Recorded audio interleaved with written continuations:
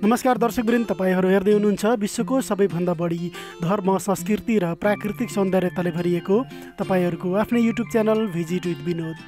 कृपया like, comment अनि subscribe गरेर साथ दिनुहोला।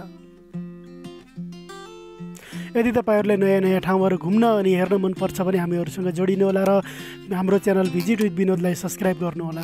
नजिक रहेको बेल आइकन घन्टीलाई पनि थिच्नुहोला, जसले गर्दा तपाईहरूले नयाँ नयाँ भिडियोहरू र नयाँ नयाँ ठाउँहरू हेर्न सक्नुहुनेछ।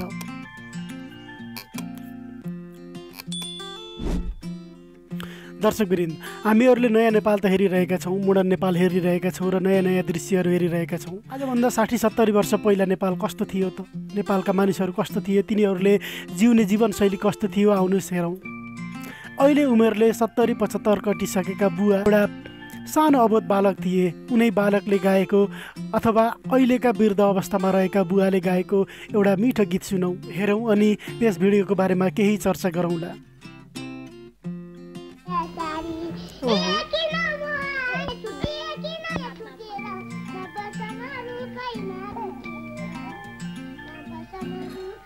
आवाज राम्रोसँग नबुझे पनि एउटा विदेशीले बनाएको भिडियो राम्रो लाग्यो। Ein junger Nepali spielt vor uns ab. Wir verstehen nicht, was er singt. Wir wissen nicht, wer er ist, wie er heißt. Geht er uns etwas an? Vielleicht nicht. Vielleicht doch. Wir wollen mit der Antwort noch verweilen.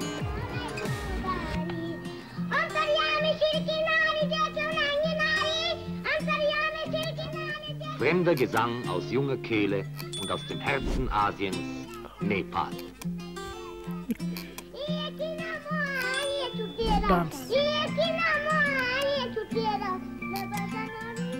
Nepal, ein Land. एउटा विदेशीले 1900 बनाएको video रहेछ। अहिले आजभन्दा करिब 62 वर्ष पुरानो नेपालको अत्यन्तै दुर्लभ र सुन्दर भिडियो हेरिसकेका छौँ। विदेशीले आजभन्दा करिब 62 वर्ष पहिला बनाएको भिडियो रहेछ यो। अत्यन्तै सुमधुर तरिकाले गीत गाएका छन् अथवा गाउनु भएको छ भन्नुपर्छ। अहिले गाउनु भएको छ उहाँले। र पहिला लोक फ्लक गीत भने पनि भगवानको नाममा जोडिएर भगवानका कृतिहरूलाई जोडेर गाउने गरिन्थ्यो र अत्यन्तै राम्रो गीत रहेको छ। तपाईँहरूलाई यो भिडियो कस्तो लाग्यो? यो बालक अथवा वृद्धको नाच गीत कस्तो लाग्यो? कृपया जानकारी गराउनुहोला।